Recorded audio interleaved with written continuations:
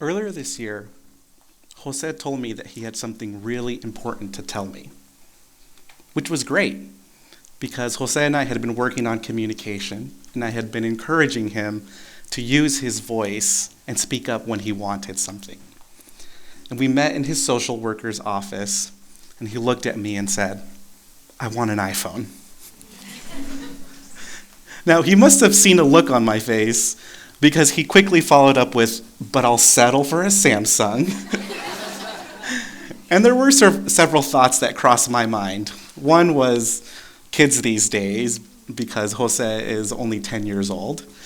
And the other is how quickly they assimilate, because at that point, Jose had only been in America for about a year. And so Jose and I sat there and we debated the merits of an iPhone versus a Samsung. And finally I told him that as his attorney, I could not give him a phone, but that he could ask the juvenile judge. Now, young kids who are going to juvenile court, it's usually because something has gone wrong. The child has either been abandoned, neglected, or abused, or in need of care and protection. And in Jose's case, it was a combination of all of the above.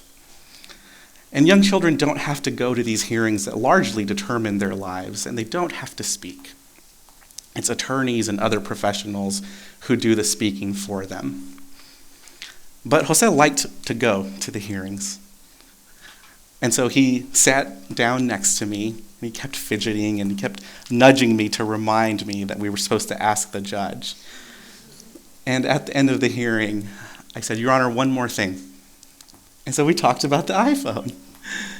And the judge, he was in his black robe on the bench, and he said to Jose, "You know, this is the same conversation I'm having with my son, who is your age." And I'm going to tell you what I told him. No. And even though it was not what Jose wanted to hear, what's important was that Jose's voice was starting to be heard. Now, let's take a step back. What do I mean when I say voice? In this context, voice is a very personal form of storytelling. Jose wasn't just a child. He was what we, the system, called an unaccompanied alien child, a child who had come here to the United States seeking refuge and a better life. Jose didn't know it, but his story and the stories of others like him were at the center of our national conversation on immigration. Now, unless you are Native American or your ancestors were brought here on a slave ship, you are the descendant of immigrants.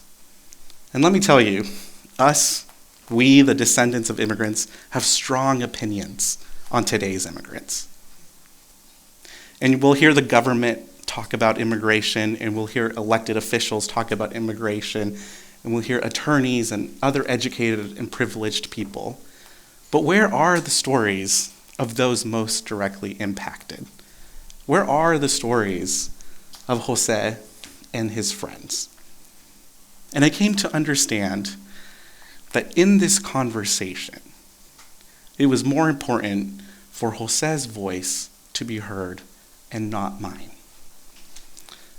I learned this most acutely in the story of Jose's mother. Earlier this year, I told Jose that I had something really important to tell him. And again, we met in his social worker's office. And I told him something that I never thought I would tell anyone. I looked at him and I said, "Jose, your mother is missing." And the first thing he said to me was, "But does she still love me?" And at the end of the conversation, he asked, "But can't you just send a helicopter to find her?" That was a conversation full of pain and full of sorrow. But when I relayed that information, it was clinical. It was just the facts. Gone was the pain, gone was the sorrow, gone was Jose's voice from that conversation. And so I came to fully understand that I, as a player in this system, as one of those who was educated and privileged, that my role and responsibility was to amplify his voice, was to amplify the stories of him and his fellow immigrant children. Now, the system isn't always going to allow for this. The system often dictates who and where and when and why gets to speak. But in those moments, in those places of discretion, in those choice moments, that I can do what I can do to make sure that his voice is heard. And so I started pronouncing his name Jose in Spanish, because that's how he pronounces his name. And when we had to move meeting rooms, I made sure that Jose's voice was heard. Jose and I used to meet near the light rail. And whenever the light rail would go by, he would shudder and shake and shut down. And I finally asked him, Jose, is everything okay? And I should have known, because I knew the facts. I knew that he had ridden on top of a train all through Mexico to get here to the United States. But he looked at me and said, every time the light rail goes by, it reminds me of the people who would fall off in the middle of the night and be crushed.